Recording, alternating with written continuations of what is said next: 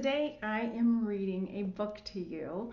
I'm reading one of my favorites. This is called Everybody Needs a Rock. And this is written by Byrd Baylor and the pictures by Peter Purnell. This was one of my favorite books to read when I taught elementary school. Whenever we would start a geology unit, Everybody Needs a Rock is a fantastic book. Byrd Baylor is one of my favorite children's book authors out there. And when I get done reading this, I'm going to share with you a couple of my favorite rocks and explain the stories behind them. And if you wait till the end, there's going to be a playlist.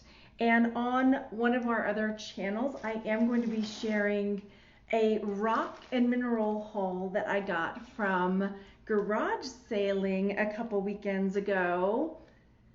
And a few other things. So we are going to be creating, when I say we, I mean my sister Elaine and myself, on our different channels, different themed playlists where we can share our passions about different things. And this one, starting off, is about rocks and minerals and gemstones. So let's get started with Everybody Needs a Rock. And I will say, I did try this with my camera down, but all my camera batteries were dead. So it worked out this way. So you get this old school, elementary school teacher style reading. So here I come, coming at you. Everybody Needs a Rock. Everybody Needs a Rock by Byrd Baylor.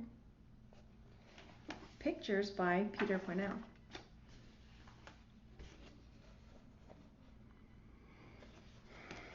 The art in these books are fantastic.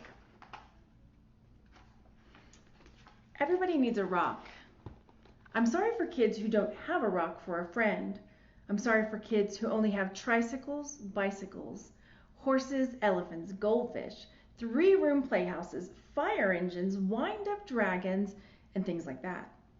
If they don't have a rock for a friend.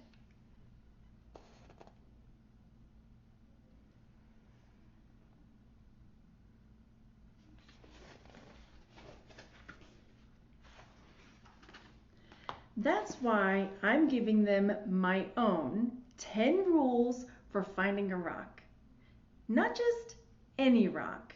I mean a special rock that you find yourself and you keep for as long as you can. Maybe forever.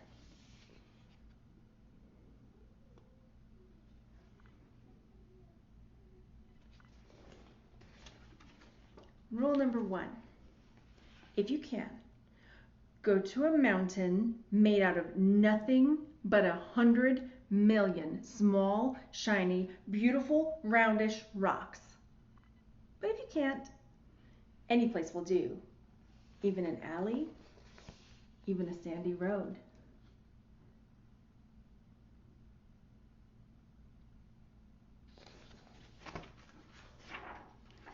Rule number 2. When you're looking at rocks, don't let mothers and fathers, or sisters or brothers, or even best friends talk to you. You should choose a rock when everything is quiet. Don't let dogs bark at you or bees buzz at you. But if they do, don't worry. The worst thing you can do is go rock hunting when you are worried.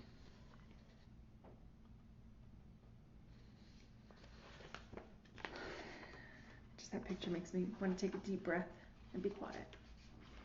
Rule number 3. Bend over. More. Even more. You may have to sit on the ground with your head almost touching the earth. You have to look a rock right in the eye. Otherwise, don't blame me if you can't find a good one.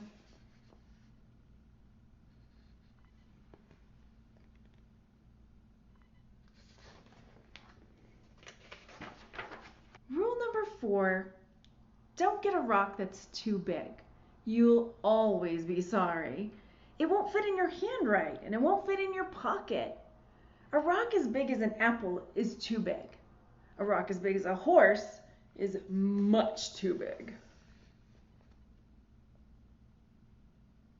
Rule number 5, don't choose a rock that is too small.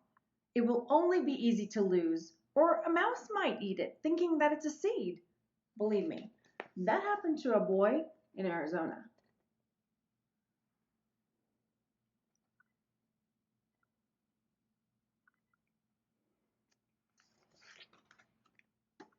Yeah. Rule number 6, the size must be perfect. It has to feel easy in your hand when you close your fingers over it. It has to feel jumpy in your pocket when you run. Some people touch a rock 1,000 times a day. There aren't many things that feel as good as a rock if the rock is perfect.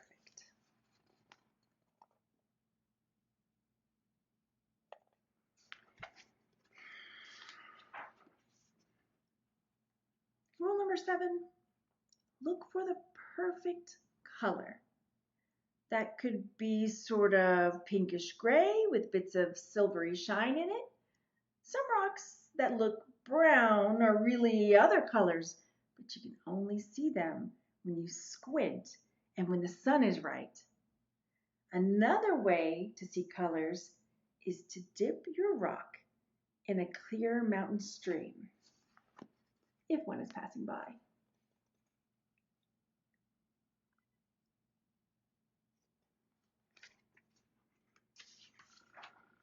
Rule number 8. The shape of the rock is up to you. There's a girl in Alaska who only likes flat rocks. Don't ask me why. I like them lumpy.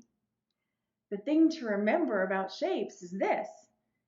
Any rock looks good with 100 other rocks all around it on a hill. But if your rock is going to be special, it should look good by itself in the bathtub.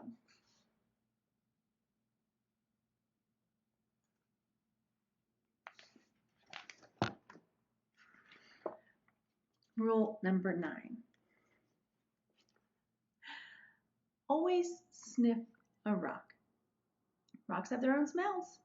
Some kids can tell by sniffing whether a rock came from the middle of the earth or from the ocean or from a mountain where wind and sun touched it every day for 1,000,000 years.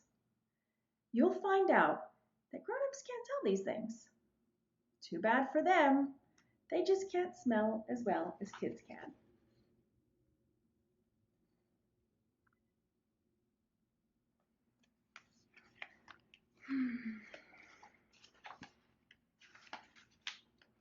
Rule number 10. Don't ask anybody to help you choose. I've seen a lizard pick one rock out of a full desert of rocks and go sit there alone. I've seen a snail pass up 20 rocks to spend all day getting to the one that it wanted. You have to make up your own mind. You'll know.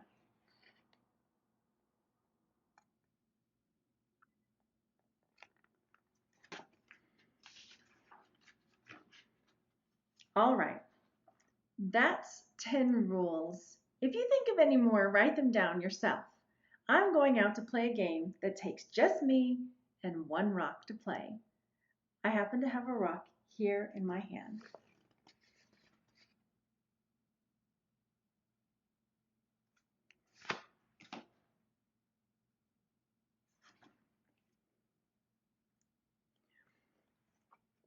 So I am going to share my favorite rocks that I have. And then I'll probably share on Instagram. So if you want to come share your favorite rock with me on Instagram, I'll have that over there too. I'll put the link down in the description box. I need to say, hang on. All right. So my favorite rocks, first of all, this one is big, but my sister picked it out for me. And so I love it. This is a piece of labradorite. Isn't it gorgeous? So this is one that I keep on my counter in my room, and I have a few little rocks that I have all lined up. in a certain position. And this is the one at the head of them. It's my piece of labradorite from my sister. The piece that I have next to it, I don't actually remember what or where I got this rock, but it's a black stone that's very smooth and flat and round.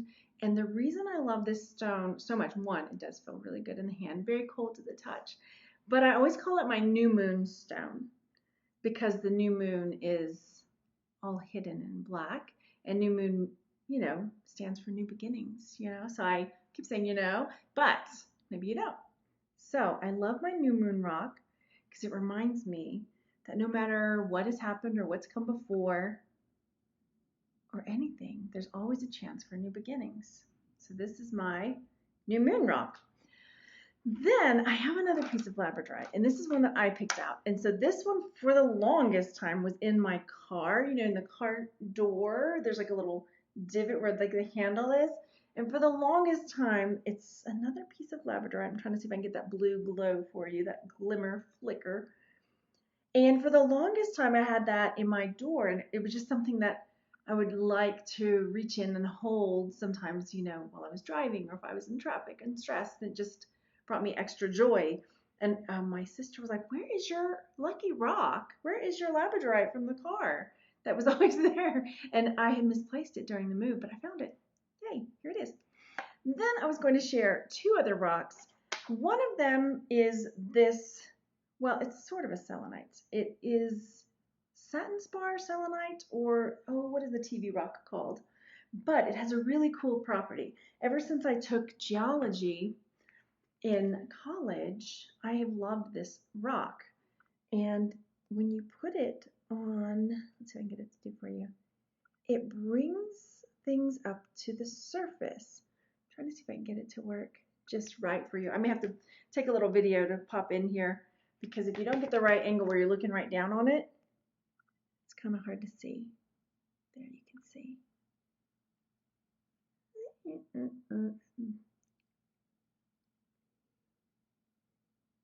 Can't see it there. But I have the wrong angle. I'm sure I'm not getting it just right. There we go. Maybe, sort of. Anyway, I'll post a little. And I have another bigger piece in my room, my bedroom. So I love that rock. And this is the thing that I've learned over the years, is that sometimes your favorite rock, mineral, gemstone, whatever, changes based on where you are in your life. And so for the longest time, tiger's eye was my go-to. I loved tiger's eye. This was all like junior high, high school. Like, yes, they had tiger's eye back then. So I have this really nice piece. This is actually one that I got at that garage sale, but I didn't have a nice piece of tiger's eye. And I ended up buying a blue tiger's eye bracelet for myself recently as well. So there's that. I will share one other thing, because I love rocks and minerals so much. I did buy this one just recently as well. We went to a really cool gallery, and this is an ammonite, and I've got some other ammonite pieces, but this one really has that great iridescence. If I can get it to pick up for you on the camera, I may have to pull it up, but it's just got that really great coloring in there. You can see, let me flip it around, show you the other side. Look at that. Isn't it gorgeous? It's just gorgeous. So yeah, I wanted to share that one because that's a new one that was a new favorite of mine. So I can get this to come back to me with the camera being blurry. Here we go. Boom, it worked. So yeah, those are my favorite rocks. I will share on Instagram, and I would love for you to. What should we tag? Let's do the hashtag everybody needs a rock for that, so that you can share your favorite rock with me. I'd love to see it.